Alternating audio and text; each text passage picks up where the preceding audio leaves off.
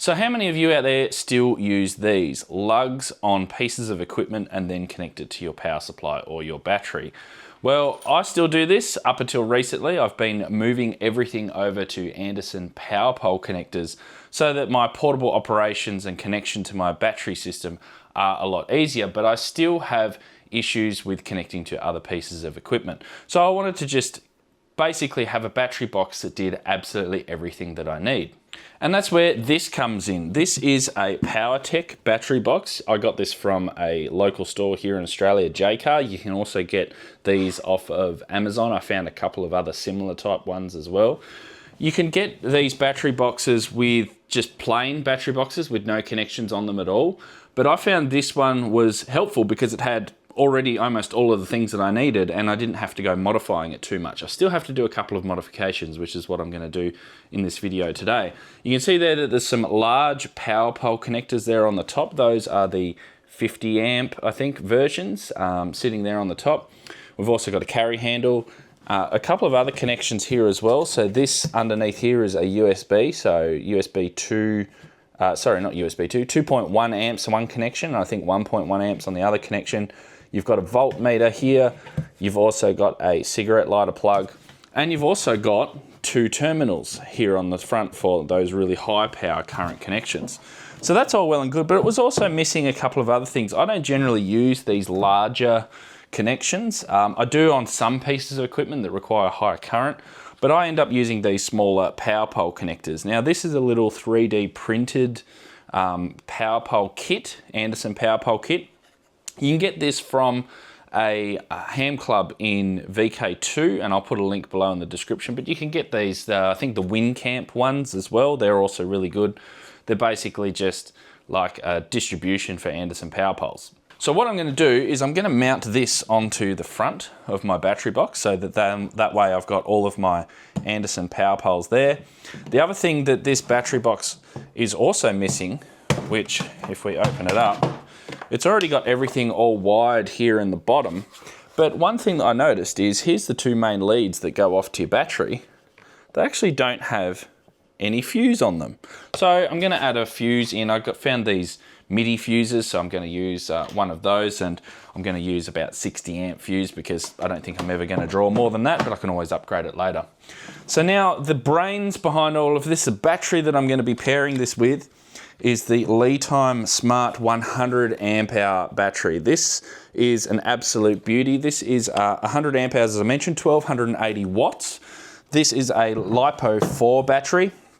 It's about the same size as, or I reckon this is the same size as the car battery in my vehicle. It's a bit smaller than the standard 100 amp hour sealed lead acid batteries. As you can see there, it's quite a bit smaller. It's, you know, reasonably lightweight for the sides anyway. But this also comes with Bluetooth as well in it. And it's a very, very good app to be able to pair to your battery because I've got the voltmeter and everything on here on the battery box. But I can see in real time the voltage on this battery. I can see the capacity, I can see the state of charge, I can see the BMS and the load balancing. There's all sorts of different things. And I'll put over here on the, well, over here on the screen, some screenshots of the app as I was charging this battery. The battery came about 5%, I think, charged. And it gives you an estimation of the capacity at that particular time. And as you charge it up, that gets higher.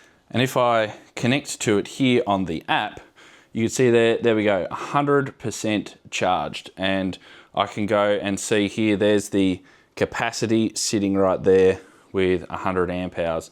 And you can do all sorts of things. It also tells you the temperature of the battery as well, all sorts of different stats. It's currently looks like it's doing a load balance or a load balance test, the voltage and everything else. So very handy. You can also see the power and current going in as well as you're charging and discharging.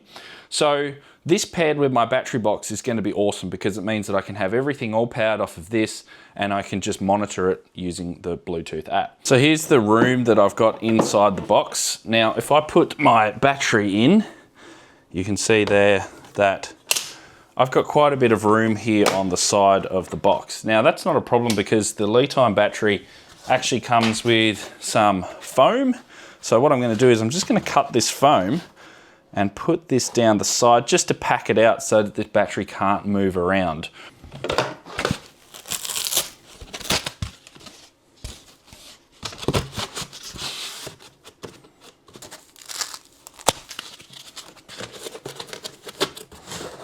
I've just cut it into small sections. It actually fit quite nicely in there. So I've just got a couple of bits packed in there and then the large bit packed here at the front just to give it a bit of spacing. Nothing really at the back, and the battery doesn't move. So I'm just going to score a couple little holes here.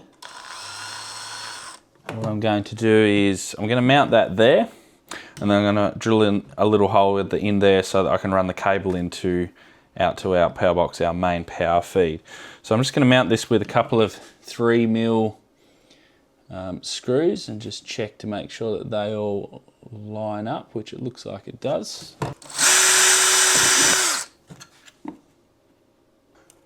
Right, so I got all my screws in. I'll tell you what, you don't know how hard it is to film with your camera in the way and do this at the same time. These overhead shots, they're not the easiest thing in the world. Anyway, so I've got the Anderson connectors now on, so that's good. I've got all of my connections. So now the next thing I need to do is I need to drill a hole for the cable to come through. Now I've got this tiny little grommet kit, so what I could do is I can run through a cable through there into the side of the box so that it's nice and neat. You can pick these up off of Amazon as well. They come in all sorts of various different sizes.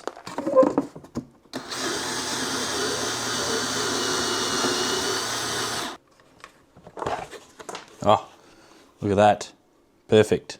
This is just one thing that I noticed in the junk drawer as I was looking for some cable to wire up this battery box. This is a meter which measures voltage and current, and I think also consumption as well. And here's a shunt. So you basically put this in series with your battery or your load, and you can measure everything using this meter. One thing that just came to me when I found it, I was like, oh, I don't need this anymore because everything is done over Bluetooth on the LiTime battery. So that's one of the great advantages of having that feature inbuilt into the battery system that you've already got. You don't need all this extra hardware. So I've found myself some cable. So let's run this into the battery, and we're going to put on some Anderson Powerpoles. These are those small ones to fit the outside of my Anderson distribution, so then I can run that in as a separate circuit, and we'll have plenty of current to run every single device that I've got. It's one of the most annoying things about doing projects like this. You need to clean up, and this plastic gets everywhere. So I hate a messy bench, and unfortunately my bench has been very messy for a long time. So I'm cleaning up as I go. So what I'm doing here is I'm just measuring the distance that I need to cut this wire at. I reckon I can get away with about there. So if we cut about there, so that then we can crimp on our connectors, and we should be the right distance. In fact, that one just needs to be a little bit shorter.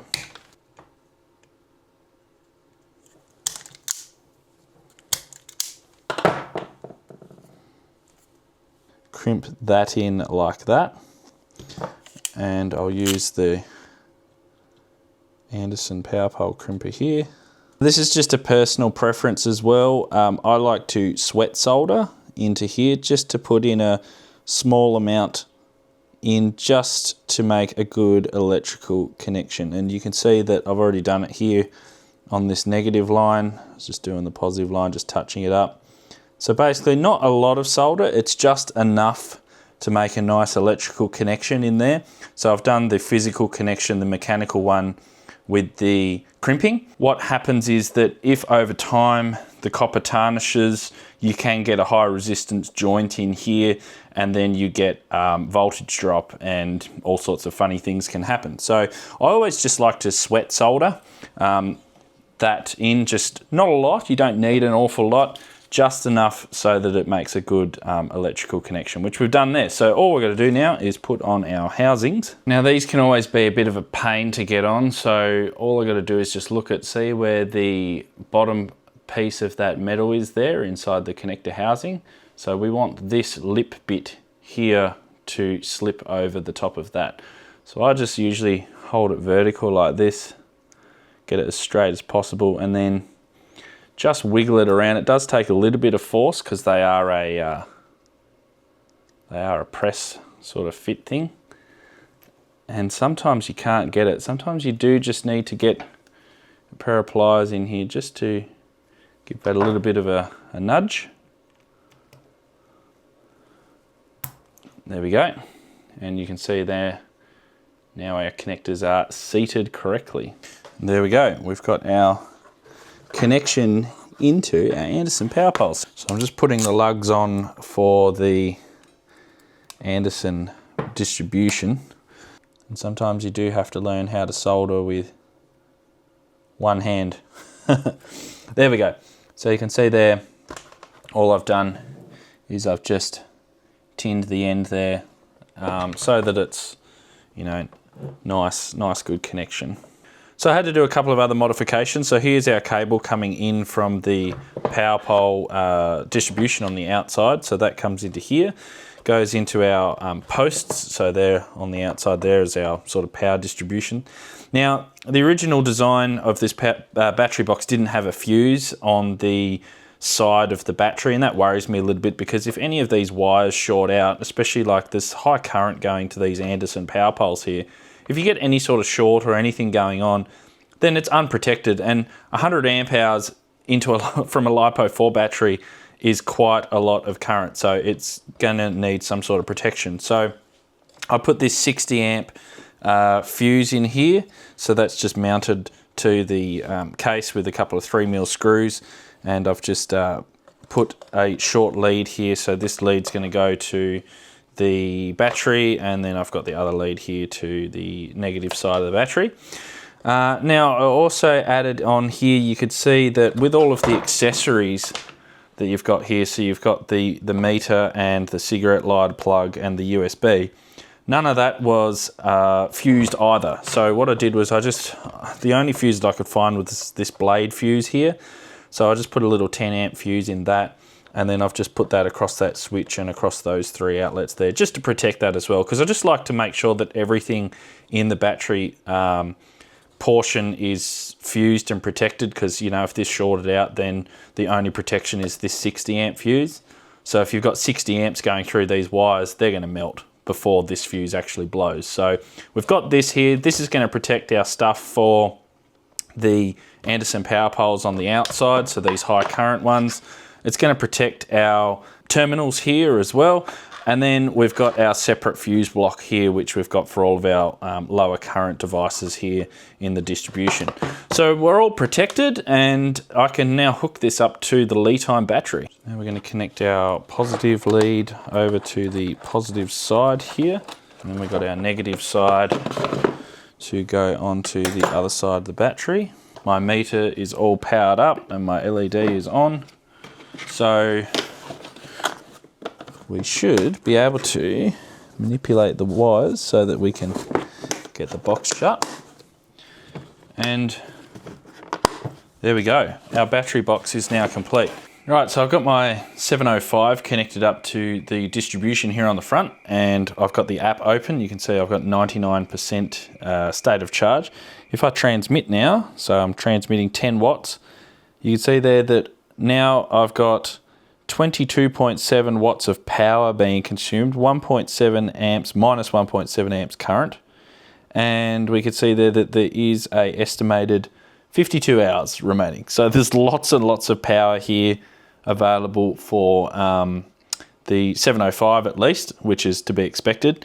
But the LiTime battery is really, really good for this sort of thing. So it's I can see absolutely everything in real time as I'm transmitting. Now, I'll tell you what, I absolutely love LiTime batteries. This little thing here, it is small, but it packs a powerful punch. 100 amp hours, it's gonna run my portable ops for hours and hours on end. It's gonna be absolutely fantastic for that. Now, for my viewers, LiTime have given an exclusive discount. It is in the description and also in the comments below, so be sure to check that out. They've got sales on all the time, so have a look at the link below. Obviously, I did the 100 amp hour version today in this box. This is going to power all of my portable ops because I've got several radios, I've got a GPS, I've got my microwave gear as well for when I do field days and other experiments. So this is going to run all of that very effortlessly. But perhaps you've only got one radio that you bring out for POTA, or you don't really have those sort of power requirements like this. Well then, I recommend having a look at my video on the LiTime 50 amp hour version. This is a much smaller, lighter weight battery, very much suitable for POTA operation. So if you want to check that out, then the video is over here.